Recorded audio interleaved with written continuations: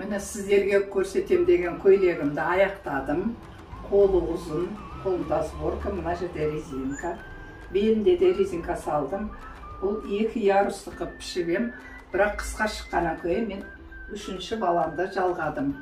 Алдында міне замок.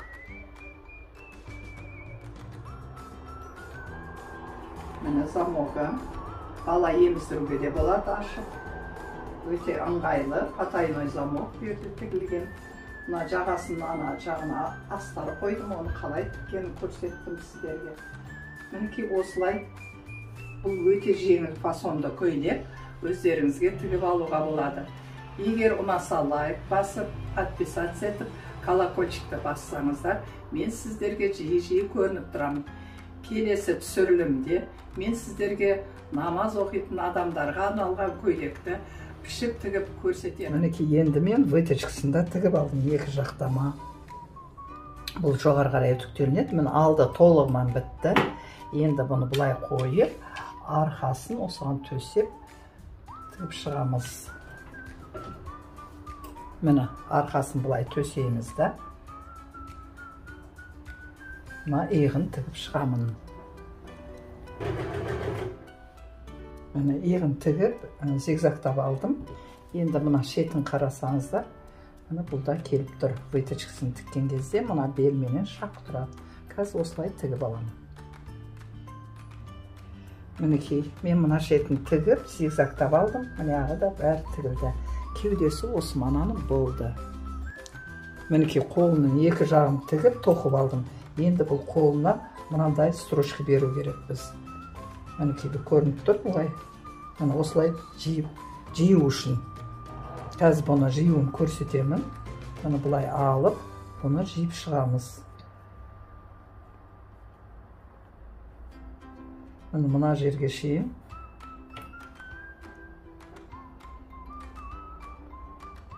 Мына жерден 4 сантиметр насечкінің қасынан, бияқ қарайда 4 сантиметрдей осылай жиылып тұрады. Мінекей 4 сантиметр бияқа, 4 сантиметр бияқа осылай жиылып, бұның формасы шығып тұру керек. Міне қолдың формасы бүйтіп осылай тұру керек мінекей.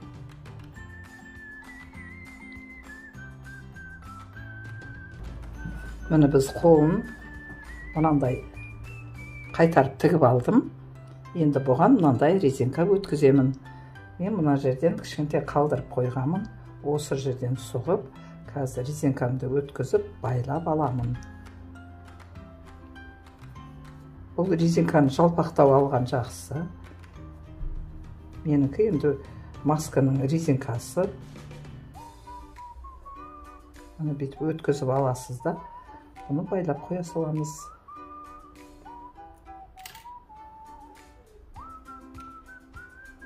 Мен бұны қолға лайықтап алғам.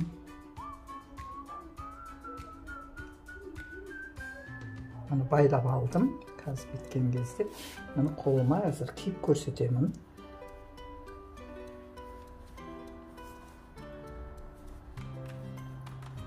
Мінекей резинкам осылай тұрады.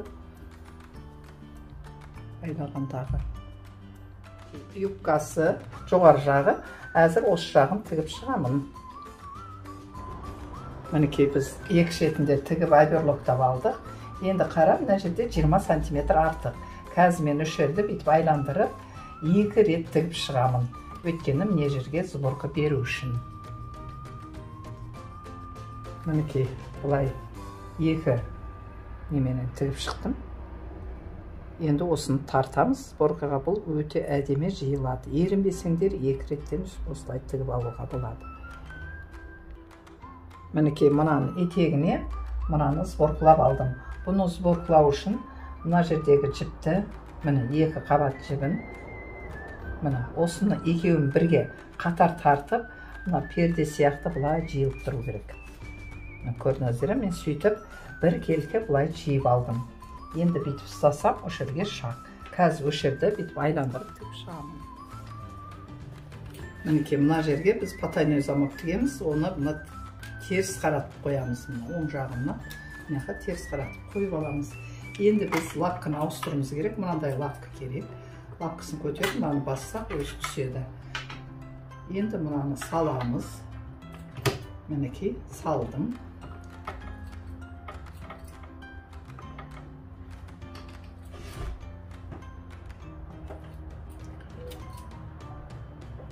Мынаны бұлай теріс айландырып, мынаны ысырып тастаймыз енді. Тура қойған жерімізден. Бұлай тігіп шығамын.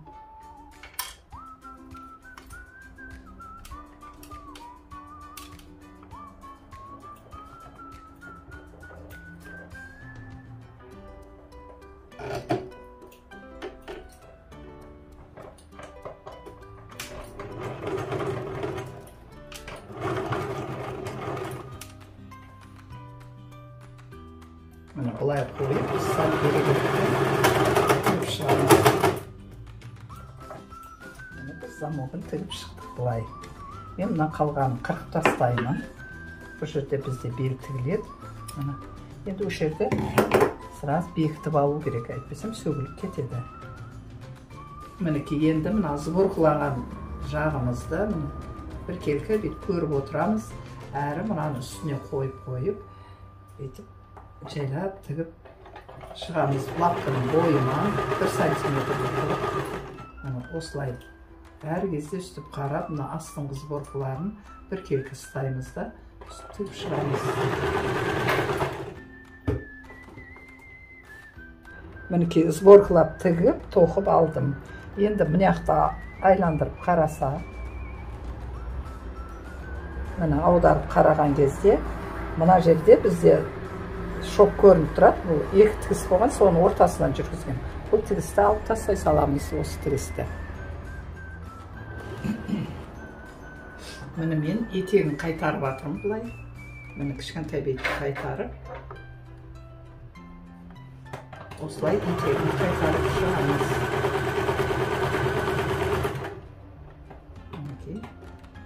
Оқты ұстап, бір лаптың бойынан.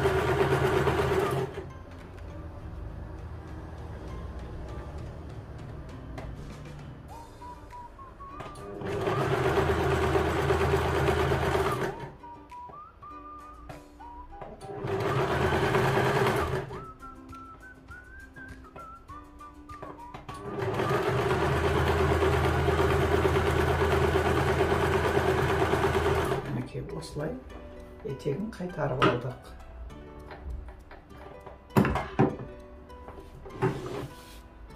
Біркелкі бұлай қайтарылды. Бұны үтіктеп аламыз.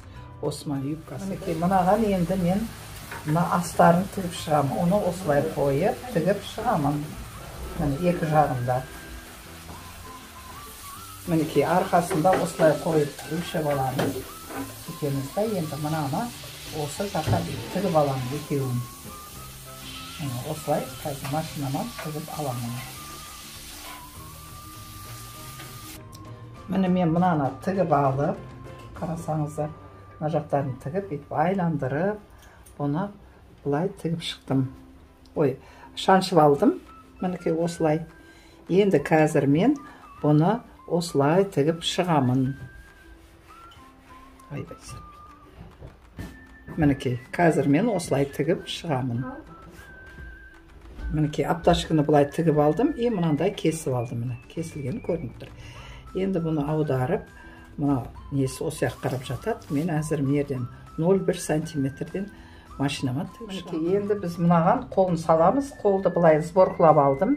Белі сборка болғаннан кейін мен бұны бәр жерін сборка істеп алдым. Міне осылай қойып, мұна тура келіп тұр. Алдын ойғанмын бүйтіп.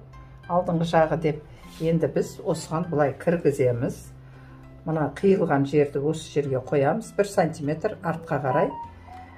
Мұна жерді ұстап көреміз. Мінекей бүйтіп, әдеме шақ кеп тұр. Әзір мен осыны бұлай айландырып тігіп шығамын. Мінекей кофта үстінде болады. Жеңі астыңғы жағында тұру керек.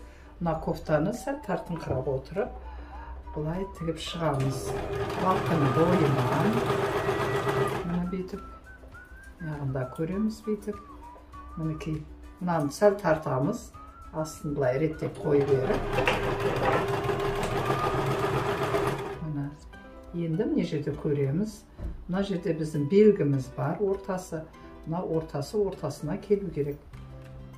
Мен тағы мына астын жиюыма болады сәл-сәл. Енді міне ағында солай жиямын. Қолманан сәл итеріңкіреп тұрамын да. Шығамын. Мінекей. Мына тігістеп осы жақ қарай жату керек. Бер қарай жатады екен. Кейін үтіктегенде де тура келіп тұру керек. Енді алдыңғы жағында сөйтіп сәл жиыңқырап, үстін тартыңқырап. Мінекей бүйтіп қарап тұрсам, келіп жатыр, үстін жиямын. Астын қолманы былай қарай итеріп отырмын. Бүйтіп қарап тұрсақ, енді менікі тура келіп тұр.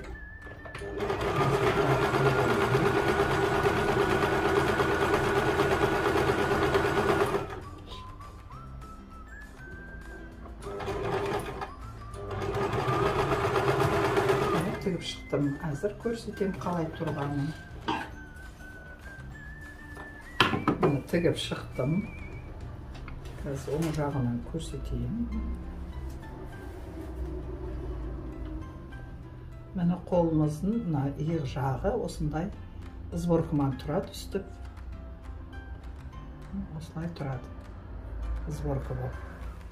Мені сіздерге көрсетем деген көйлегімді аяқтадым. Қолы ұзын, қолымда сборка, мына жерде резинка. Белінде де резинка салдым.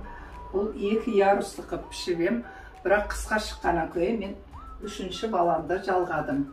Алдында мені замок. Мені замогы. Бала еміздіруге де болады ашып. Өте ыңғайлы, потайной замок берді тігілген. Мына жағасын ана жағына астары қойдым, оны қалай тіккенін көрсеттім сіздерге. Мінекей осылай. Бұл өте жеңіл фасонды көйлек, өздеріңізге тігіп алуға болады. Егер ұнаса лайк басып, подписаться етіп, колокольчикті бассаңыздар, мен сіздерге жиі көрініп тұрамын. Келесі түсірілімде мен сіздерге намаз оқитын адамдарға арналған көйлекті пішіп тігіп көрсетемін. Келесі түсірілімде видеода кездескенше.